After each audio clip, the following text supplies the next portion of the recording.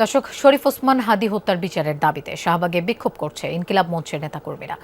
সেখানে আছেন আমাদের সহকর্মী তাজনুর ইসলাম, আমরা তার কাছে যাচ্ছি। তাজনুর, কি বলছেন আন্দোলনকারীরা, একটু বিস্তারিত জানতে চাই। এই ইনকিলাব মঞ্চের একজন নেতা যাকে সবসময় সম্মুখ সারিতে দেখা যায়, আব্দুল্লাহ জাবের এই মুহূর্তে কথা বলছেন। একটু এ পাশটাতে দেখাতে চাই।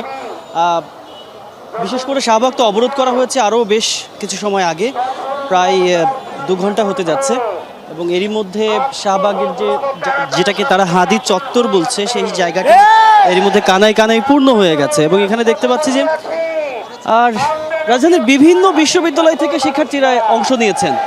আমি একটু আগেই একটি বেসরকারি বিশ্ববিদ্যালয়ের একটি ব্যানার দেখছিলাম, তারা একটি বড় মিছিল নিয়ে এখানে এসে যোগ দিলেন। সুতরাং বলাই যাচ্ছে যে এই যে বিক্ষোভের পরিধি সেটি আসলে সময়ের সাথে সাথে বেশ বড়ই হচ্ছে।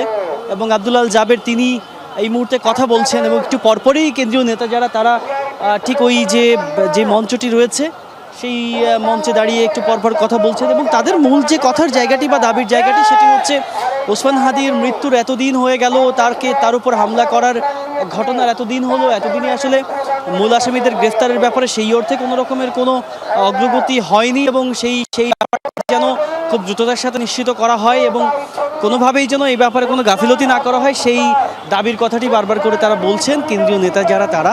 একই সঙ্গে এটিও বলছেন, হুঁশিয়ারি দিয়ে একটু আগেই তারা বললেন যে এই যেইভাবে করে সরকার গড়িমসি করছে সেই রকম যদি চলতে থাকে তবে তারা আরও বড় পরিসরে সেই আন্দোলনের ঘোষণা দেবেন। তবে সেই ঘোষণাটি আজকেই দেওয়া হবে কিনা সেই ব্যাপারে যদিও কোনো খুব পরিষ্কার নির্দেশনা নেই, তবে বোঝা যাচ্ছে এটি যে যেহেতু গতকালকে তারা সারা দেশের বিভিন্ন জেলাতে বা বিভিন্ন জায়গাতে কর্মসূচির ঘোষণা দিয়েছিল, এই ধারাবাহিকতা হয়তো তারা অব্যাহত রাখবেন এবং শাহবাগে তাদের যে কর্মসূচি সেটি তারা চালিয়ে যাবেন। তাজনুর, আপনাকে ধন্যবাদ আমাদের সাথে যোগ দেওয়ার জন্য।